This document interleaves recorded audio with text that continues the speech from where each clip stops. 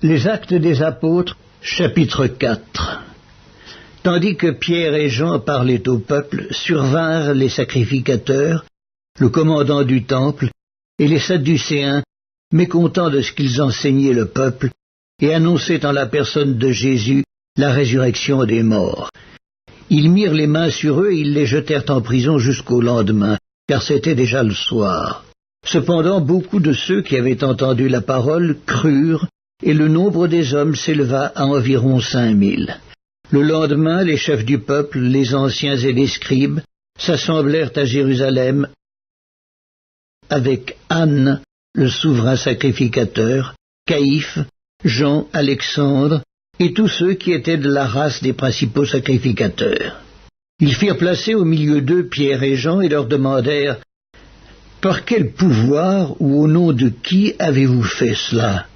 Alors Pierre, rempli du Saint-Esprit, leur dit « Chefs du peuple et anciens d'Israël, puisque nous sommes interrogés aujourd'hui sur un bienfait accordé à un homme malade, afin que nous disions comment il a été guéri, sachez-le tous et que tout le peuple d'Israël le sache.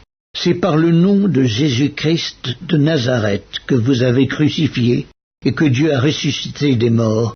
C'est par lui que cet homme se présente en pleine santé devant vous. Jésus est la pierre rejetée par vous qui bâtissez et qui est devenue la principale de l'angle. Il n'y a de salut en aucun autre, car il n'y a sous le ciel aucun autre nom qui ait été donné parmi les hommes par lequel nous devions être sauvés. Lorsqu'ils virent l'assurance de Pierre et de Jean, ils furent étonnés, sachant que c'étaient des hommes du peuple sans instruction, et ils les reconnurent pour avoir été avec Jésus. Mais comme ils voyaient là près d'eux l'homme qui avait été guéri, ils n'avaient rien à répliquer. Ils leur ordonnèrent de sortir du Sanhédrin, et ils délibérèrent entre eux, disant « Que ferons-nous à ces hommes ? Car il est manifeste pour tous les habitants de Jérusalem qu'un miracle signalé a été accompli par eux, et nous ne pouvons pas le nier. Mais afin que la chose ne se répande pas davantage parmi le peuple, défendons-leur avec menace de parler désormais à qui que ce soit en ce nom-là. » Et les ayant appelés, ils leur défendirent absolument de parler et d'enseigner au nom de Jésus.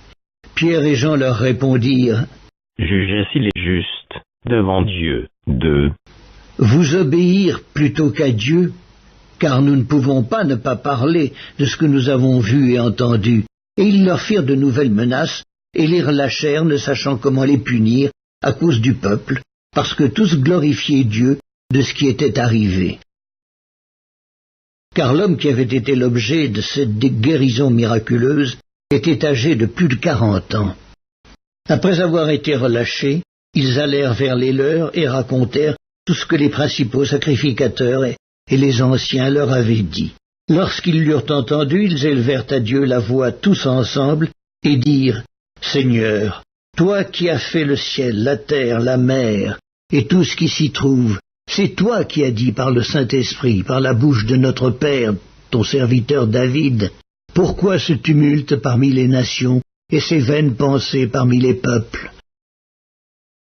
Les rois de la terre se sont soulevés et les princes se sont ligués contre le Seigneur et contre son oint. En effet, contre ton saint serviteur Jésus, que tu as oint, Hérode et Ponce Pilate se sont ligués dans cette ville, avec les nations et avec les peuples d'Israël, pour faire tout ce que ta main et ton conseil avaient arrêté d'avance. Et maintenant, Seigneur, vois leurs menaces et donne à tes serviteurs d'annoncer ta parole avec une pleine assurance, en étendant ta main pour qu'il se fasse des guérisons, des miracles et des prodiges, par le nom de ton saint serviteur Jésus. » Quand ils eurent prié, le lieu où ils étaient assemblés trembla. Ils furent tous remplis du Saint-Esprit, et ils annonçaient la parole de Dieu avec assurance. La multitude de ceux qui avaient cru n'était qu'un cœur et qu'une âme. Nul ne disait que ses biens lui appartinssent en propre, mais tout était commun entre eux. Les apôtres rendaient avec beaucoup de force témoignage de la résurrection du Seigneur Jésus. Et une grande grâce reposait sur eux tous, car il n'y avait parmi eux aucun indigent. Tous ceux qui possédaient des champs ou des maisons les vendaient, apportaient le prix de ce qu'ils avaient vendu et le déposait aux pieds des apôtres, et l'on faisait des distributions à chacun selon qu'il en avait besoin. Joseph, surnommé par les apôtres Barnabas, ce qui signifie « fils d'exhortation », lévite, originaire de Chypre, vendit un champ qu'il possédait, apporta l'argent et le déposa aux pieds des apôtres.